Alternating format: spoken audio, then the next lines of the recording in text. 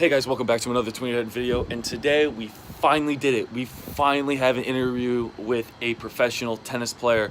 I woke up this morning, she's in Qatar right now, so it's an 8-hour difference, but I am so excited that I got the opportunity to talk to her today. It's kind of like a podcast, so you're gonna just have to listen to it, but I'm very excited for you guys to listen to it, and I'm very excited that you guys get to go into the mind of a real tennis player. So let's start the video. Can you hear me? Yeah, I can hear you. Okay. Perfect. All right. There's no one here. Sweet. It's hard to find places with no people in that tournament, you know? It's like fully packed, always.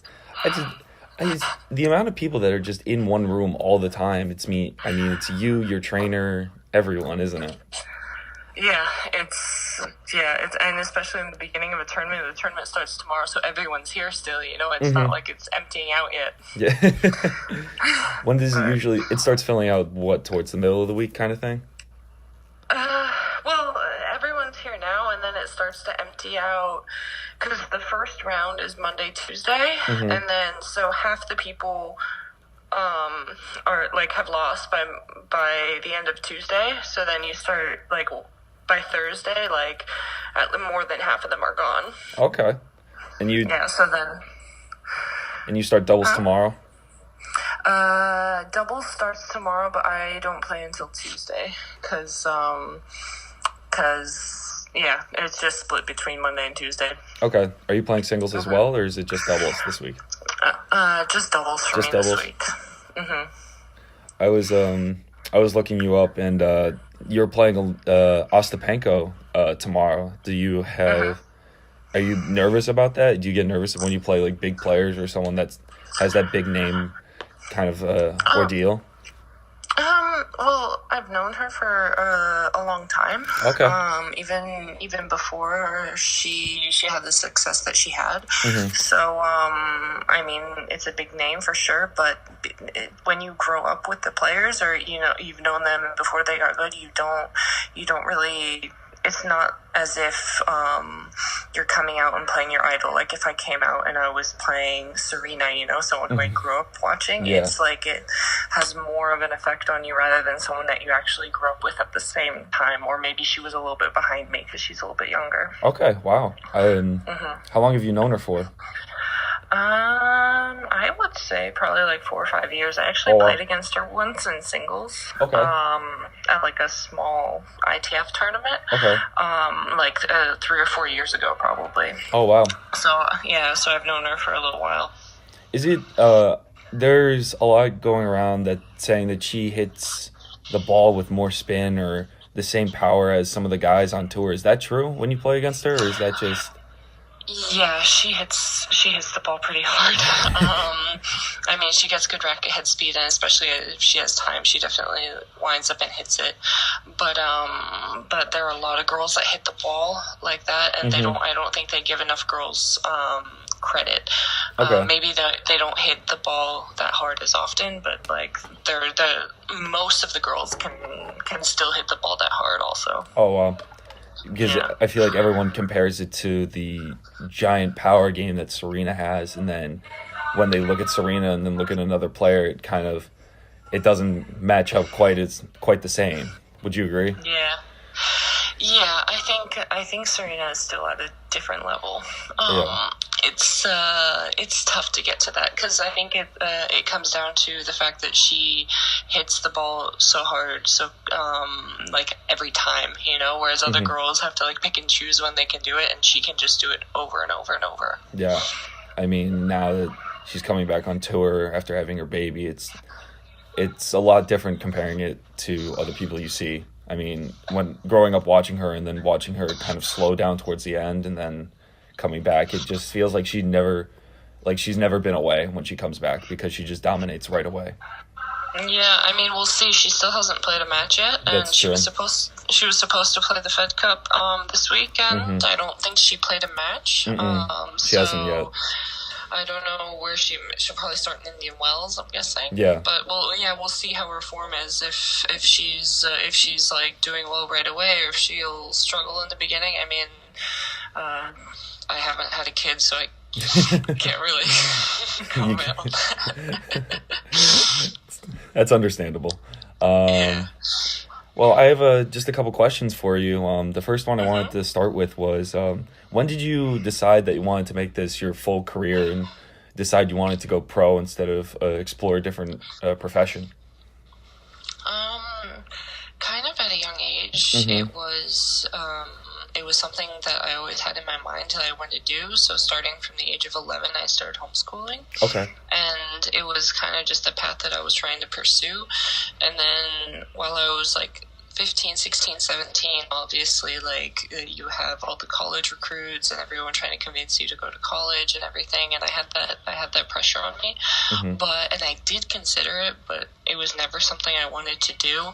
So this has kind of been my path, probably from the age of 11, that, like, that's what I wanted to do, and then I officially made my mind up when I was 18. Okay. But yeah, that was sort of the process. Did you ever consider going to college? Because you have people that go to college and then come out of college playing like Isner or Steve Johnson, and Nicole Gibbs when she came out of Stanford. I mean, there are quite a few girls that did well with that. Irina Falcone, Jennifer Brady went to college. Yeah, Brady. I forgot about her. Yeah, there's a few of them. I definitely considered it. I was feeling a little bit of pressure to try and go. I thought it might be a good option for me, but then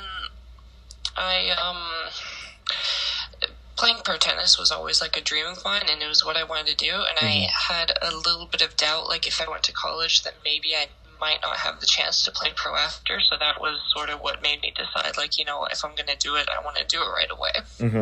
Wow, yeah, and just dive straight into it rather than just waiting until maybe you stop playing your best tennis kind of thing.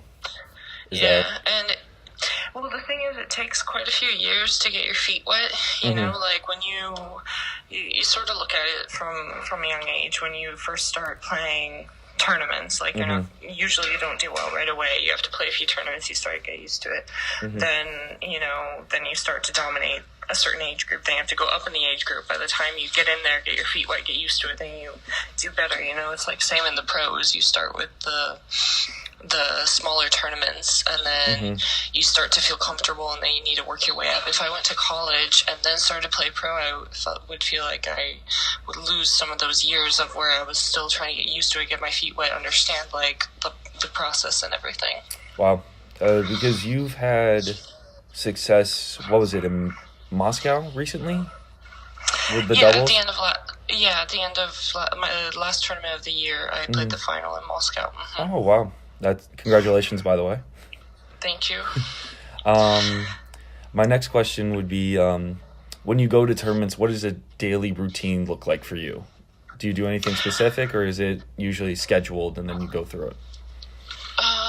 It depends on if I have a match or not. If I don't have a match, and I'm just practicing, I'll have 1 or 2 practice sessions, just depending on how my body is feeling. So if I have 2 practice sessions, they'll probably be an hour each, or if I just have one, I might do like an hour and a half, a longer session, and then somewhere in between there, I need to also do some fitness, some gym work, and during a tournament, that's more just like to maintain the body rather than to improve, because you don't want to make yourself tired, but you want to like maintain your level. And then on match days, obviously it depends on what time of the day you play. Like here, they don't start matches till like 3:00 in the afternoon. Okay. So I need to stay up later so I can wake up later. If I'm playing a match at 8 or 9 o'clock, I can't be sleepy. But then other weeks when you're playing at 11 a.m., you need to go to bed early, wake up early. So it just depends. But normally on a match, like, so this week, if I play later, I'll probably get up, have breakfast, go to the gym, have lunch, and then warm up for my match, and then play my match later on. That's the type of schedule I would do. Would you say that's the hardest thing about being on tour? Is that the sleep schedule, the making a daily routine more likely or more easy for you and your team? I mean, that's definitely one of the challenges, because some tournaments, if you don't know what time of the day, like I might play a late match one day and then the next day I might have an early match, so when you're used to getting up late, playing late, and then all of a sudden you have to get up early, play early, but then you have I call it time travel, but like time zone hopping, you're changing time zones sometimes almost every week, and then the balls change, we're using different balls in St. Petersburg 2 weeks ago than we are here. The court surface is different. We're going from indoor to outdoor. It's a lot drier here than maybe like next week it might be the same, just as dry. But you might go from like a humid climate, dry climate, and just like every single tournament, the fact all the variables are just can be different, and that's why you see a lot of players maybe having the results up and down, just because we constantly need to adjust. Maybe there might be a little bit of altitude, and I think people don't always realize all of these things that are different for us every single week. And then just within the tournament, you play in the morning, you play in the evening, you play an opponent that hits the ball hard, you play an opponent that runs every ball down. It might be sunny, it might be windy, it might be raining. Like, they're just the possibilities literally are endless, and you just need to go out and adjust and do your best. It just seems like every player, I didn't mean to cut you off, but every player makes it a lot easier to watch rather than to see what they go on behind the scenes, because you see them warming up, they go through the tunnel, they go on court, they play, and then if they have a bad day, you don't know, they just had a really off day, something's wrong with them. But then with everything you just said, it could just be they didn't get enough sleep, their routine was thrown off, something kind of just threw them off in the slightest way. I mean, it really puts it into perspective how much weighs on you just traveling, and then playing is a whole nother thing. Yeah, and the thing is, if you're just a little bit off and they're just a little bit on, the score can make just such a huge difference, especially in doubles with no end scoring. I mean, you can just lose a couple of deuce points just from hitting a bad shot, and they can win a couple of deuce points, maybe hitting a lucky shot, and all of a sudden the score is 6-2, 6-1. Yeah. But then almost every game went to deuce. You just didn't win the important points. So on paper, the match looks totally one-sided. But then if you're actually there watching the match, then you would know that it was like a competitive match. Yeah. So it's tennis is crazy. You can quote me on that. Yeah, please. I mean, growing up and just watching and having that passion for it, I mean, and I just think I've never had that drive enough like you did. I mean, just to pull the trigger and just say, let's do it. I mean, just giving you the credit just to say, let's go on and do this as a profession is a whole nother thing than just saying it, because like you said, you started at 11 years old. That was the dream since you were a child. Yeah. And I mean, tennis is a sport, like, it's a sport you can pick up and maybe play at a recreational level, no matter what age you start at, you can learn and you can at least play and have fun with it. But to be a pro, people don't realize, like, we work our whole lives to get to this point, and some people never make it to the point that they want to, People have different once you, obviously, growing up, everyone wants to be number one in the world, win Grand Slams. That's, no one dreams like, I want to be 100 in the world. Like, that's nonsense. But then when you get to a certain level and you realize, like, reality sets in, then some players are that becomes their goal, like, I want to become top 100 in the world, and like reality sets in. People realize that, I mean, the goal is always to be the best, but then it's like, okay, like, I'm ranked 150, like, I really want to be top 100, or the goals for everybody are different, but like reality starts to set in, and then people have brilliant careers, but based on what their ability is, some players fall, quote unquote, fall short of their potential because maybe they never won a Grand Slam, but then some people fulfilled their potential because they were top 100 for 10 years, so it's interesting to see just the difference in how people view success, that kind of brings the idea of when you have all these people that break out and then do really well in the tournament, one name that came to my mind was Melanie Oudin when she had her run at the U.S. Open, and then everyone puts these players on a pedestal for the next 6 months, and then when they finally reach that goal of, because going into the quarterfinals of a Grand Slam can bring a player from 200 to the top 100 overnight, and after, when they're put on that pedestal, do you think it's just a fluke, or do you think that their magical run sets the tone for the rest of their life? Like, that's what they're known for. I mean, it's really hard to say. I definitely don't want to misspeak or anything. I don't think it's a fluke that Melanie in particular made the quarterfinals. I mean, she had to battle out those matches, win those matches. For sure. Mean, she fought her way through, so I need to give her all the credit. But then having the expectation to make quarterfinals of every single slam after that is a very high standard to live up to, and I think that's what people were expecting of her. And for her to have that result that time, or maybe even to repeat it in the future, I think is realistic. But maybe for her, it wasn't realistic to be that high of a caliber player consistently. Unfortunately, she didn't live up to that expectation, but I think it's a shame that people did, or the media and everyone, puts that pressure on her shoulders, like, oh, you did this once, now you have to do it again and again and again. Like, it doesn't work like that. You will have weeks that you will shine through and do really well, and you're going to have weeks where you lose first round, but then there needs to, I think the player that you are is like what people can show consistently, most of the time. So if you do well making second or third rounds, or if you're like, I think Radwanska is a perfect example. Like, she, for so often, how often was she in the quarters, semis, finals of tournaments, but like week in and week out, maybe she didn't necessarily break through and win a slam, or she won several big tournaments, but but she was just so consistent, and like that's why she was such a strong top player, or is. Sorry, not was, is. No. I mean, she still is good.